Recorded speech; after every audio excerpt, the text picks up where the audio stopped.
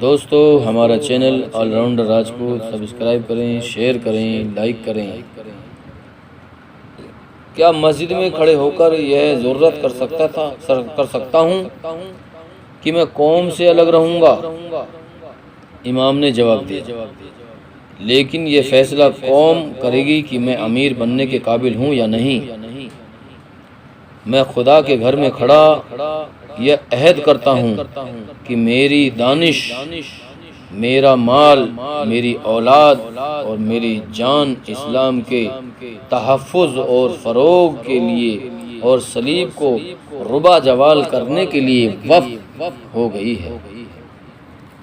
میرے عزیز بیٹے، صلاح الدین ایوبی کے پیغام کا ایک ایک لفظ ذہن میں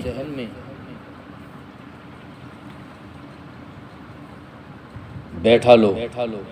اس نے ٹھیک کہا ہے کہ نوجوان قوم مذہب کا مستقبل ہوتے ہیں، وہ اسے روشن بھی کر سکتے ہیں اور آوارہ ہو کر اسے تاریک بھی کر سکتے ہیں۔ جب کوئی نوجوان صلیبیوں اور یہودیوں کی بے حیائی کا دل دادا ہو کر لڑکیوں کو بری نظر سے دیکھتا ہے تو وہ محسوس نہیں کرتا کہ اس کی اپنی بہن بھی اس جیسے نوجوان کی نظر کا شکار ہو رہی ہے۔ یہ وہ مقام ہے جہاں قومیں تباہ ہوتی ہے۔ میرے نوجوان بیٹے، خدا کے اس گھر میں عہد کرو کہ تم صلاح الدین ایوبی کے پیغام پر عمل کرو گے۔ عثمان صارم نے گھر جا کر اپنی بہن النور کو الگ بٹھا کر سلطان ایوبی کا پیغام سنایا اور کہا، النور، ہمارا مذہب اور ہمارا قومی وقار تم سے بہت بڑی قربانی مانگ رہا ہے۔ آج سے اپنے آپ کو پردہ نشی لڑکی سمجھنا چھوڑ دو۔ مسلمان لڑکیوں کا یہ پیغام پہنچا کر انہیں اس جہاد کے لیے تیار کر لو۔ میں تمہیں خنجر، تیر، کمان اور برچھی کا استعمال سکھاؤں گا۔ احتیاط یہ کرنی ہے کہ کسی کو شک بھی نہ ہو اور کہ ہم لوگ کیا کر رہے ہیں۔ میں ہر طرح کی قربانی کے لیے تیار ہوں، النور نے کہا۔ میں اور میری سہیلیاں تو پہلے ہی سوچ رہی ہیں کہ ہم اپنی آزادی اور اپنی قوم کے لیے کیا کر سکتی ہیں۔ ہم تو مردوں کے منہ کی طرف دیکھ رہی ہیں۔ عثمان صارم نے اسے بتایا کہ صلاح الدین ایوبی اور اس کی فوج کے متعلق جتنی بھی خبریں یہاں مشہور کی جاتی ہیں وہ سب جھوٹی ہوتی ہیں۔ تمام مسلمان گھرانوں میں جا کر عورتوں کو صحیح خبر سناؤ۔ عثمان صارم نے اسے صحیح خبر سنانے اور کہا کہ مسلمانوں میں غدار اور صلیبیوں کے مخبر بھی ہیں۔ اس نے بہن کو ایسے تین چار گھرانے بتائے اور کہا کہ ان کی عورتوں کو ہاتھ میں لے لو، انہیں بتاؤ کہ ان کے آدمی غدار ہیں۔ انہیں یہ بھی کہو کہ عیسائی اور یہودی لڑکیوں کے پیار سے بچو۔ ان کا پیار مذہب دھوکہ ہے، محض دھوکہ ہے۔ کیا میں رینی کو یہاں آنے سے روک دوں؟ النور نے پوچھا۔ وہ تو تمہارے ساتھ بھی بے تکلف ہو گئی ہے۔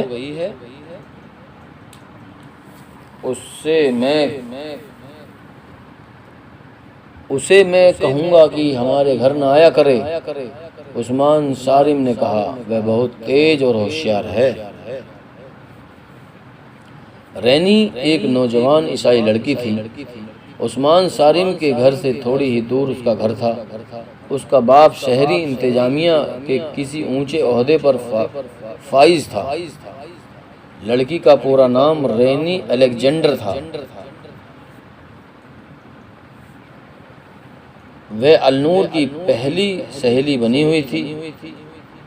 عثمان صارم کے ساتھ بھی اس نے گہرے مراسم پیدا کر لیے تھے۔ اسے دیکھ کر وہ بہت خوش ہوتی تھی۔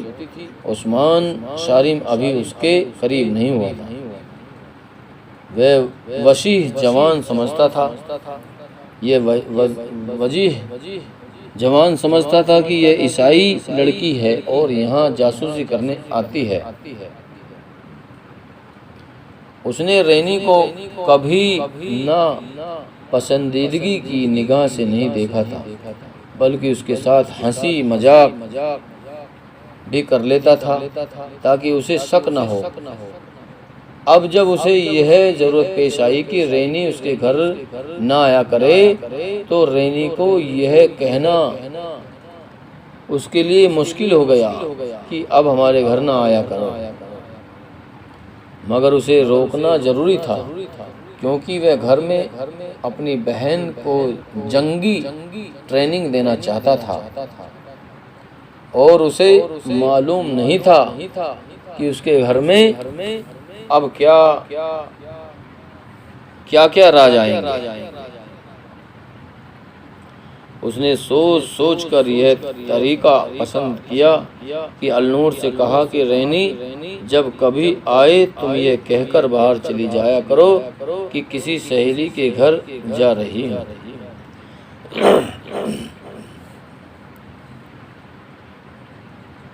اس طرح اسے ٹالتی رہو، وہ خود ہی اپنا آنا چھوڑ دے گی۔ کرک شہر کے لوگ اس پاگل کی باتیں کر رہے تھے جو مسلمانوں کی تباہی کی پیشن گوئی کرتا پھر رہا تھا۔ غیر مسلموں کو وہ بات بہت ہی اچھا لگا تھا۔ سب اسے ڈھونڈتے پھرتے تھے لیکن وہ کبھی نظر نہیں آ رہا تھا۔ سرکاری طور پر بھی اسے تلاش کیا جا رہا تھا کیونکہ مسلمانوں کو خوف زدہ کرنے اور ان کا جذبہ سرد کرنے کے لیے اس پاگل کا استعمال کرنے کا فیصلہ کیا گیا تھا۔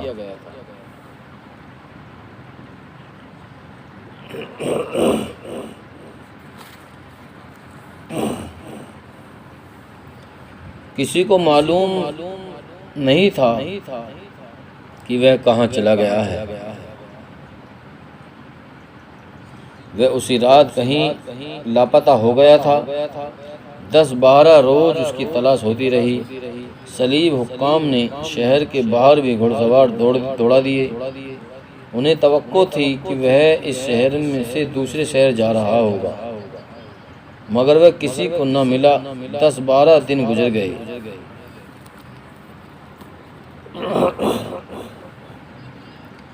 ان 12 دنوں میں عثمان صارم نے النور اس کی 3 سہیلیوں کو ہتھیار چلانا سکھا دیا۔ اس نے انہیں تیگ جنی بڑی محنت سے سکھائی۔ اس کے علاوہ اس نے مسلمان نوجوانوں کو سلطان ایوبی کا پیغام سنا کر زمین دوز محاذ پر جمع کر دیا۔ ان نوجوانوں نے ان مسلمان کاریگروں کو تیار کر لیا جو برچھیاں، تیر کمان وغیرہ بناتے تھے۔ یہ سب صلیبیوں کے ملازم تھے۔ وہ اپنے لیے کوئی ہتھیار نہیں بنا سکتے تھے۔ مسلمانوں کو کوئی ہتھیار رکھنے کی ضرورت نہیں تھی۔ ان کاریگروں نے گھروں میں چوری چھپے ہتھیار بنانے شروع کر دیے۔ یہ بہت ہی خطرناک کام تھا۔ پکڑے جانے کی صورت میں صرف سزائے موت ہی نہیں تھی بلکہ مرنے سے پہلے صلیبی درندوں کی بھیانک اذیتیں تھیں۔ وہاں کوئی مسلمان کسی معمولی سے جرم میں یہ محض شک میں پکڑا جاتا تو اس سے پوچھا جاتا تھا کہ مسلمان گھرانوں کے اندر کیا ہو رہا ہے۔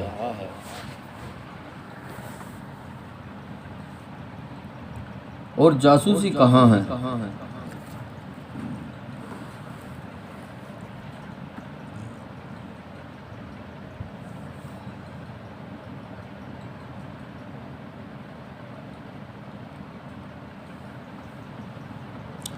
اس کے ساتھ ہی اس کے جسم کو روئی کی طرح دھننا شروع کر دیتے تھے۔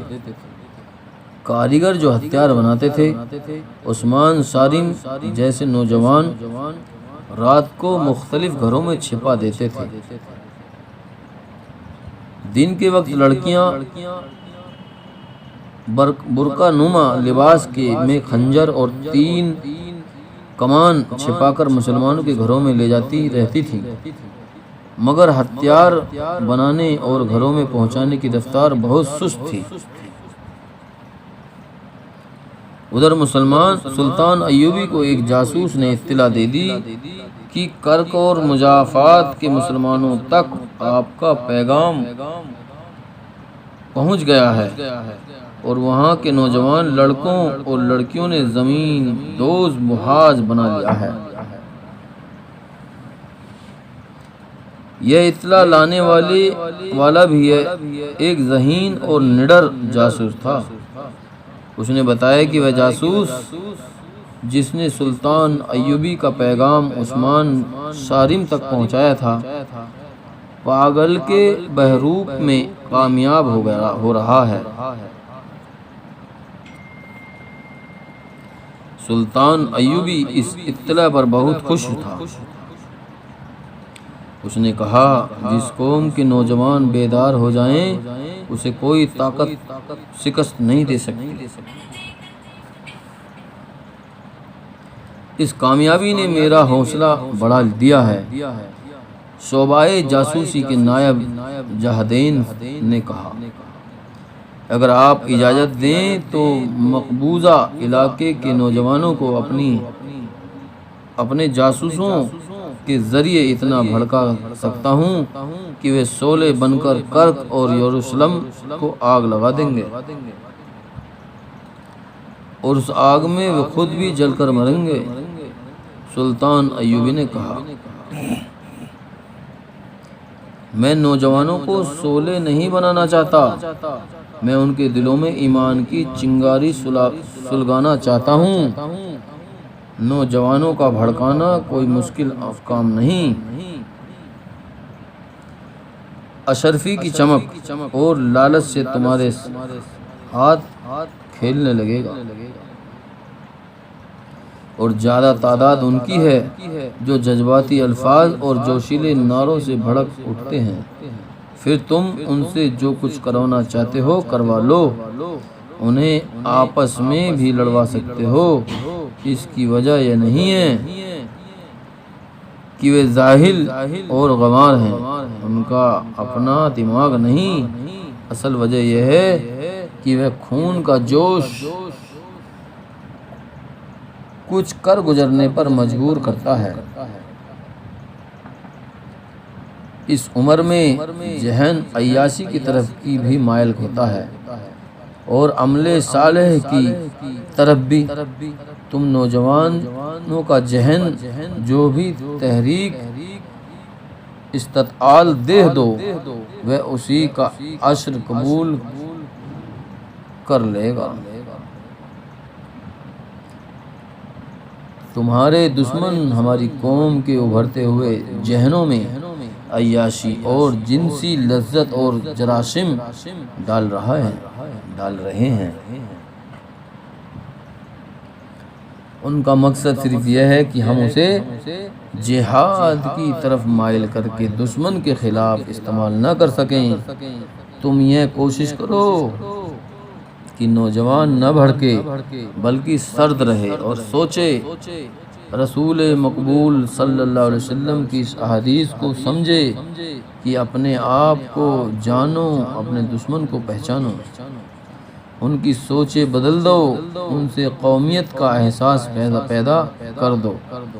یہ نوجوان قوم کا بڑا قیمتی سرمایہ ہے، انہیں بھڑکا کر جلنے سے بچاؤ۔ انہیں مروانا دانش مندی نہیں ہے، دانائی یہ ہے کہ ان کے ہاتھوں دشمن کو مرواؤ، لیکن دشمن کا تصور واضح کرو۔ کوئی مسلمان مجھے برا بھلا کہے تو وہ نہ اسلام کا دشمن ہے ورنہ غدار ہے، وہ میرا دشمن ہے۔ میں اسے اس قانون کا سہارا لے کر سزا نہیں دوں گا جو اسلام اور سلطنت اسلامیہ کے تحفظ کے لیے بنایا گیا ہے۔ ملت کا قانون ملت کے امیر کے ذاتی استعمال کے لیے نہیں ہوتا۔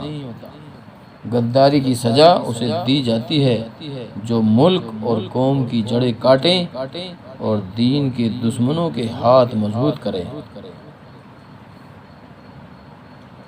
خواہ وہ حکمراں خود ہی اس کا مجرم ہو، وہ غدار ہے اور سزا کا مستحق ہے۔ دوستو، ہمارا channel all round Rajput subscribe کریں، شیئر کریں، لائک کریں۔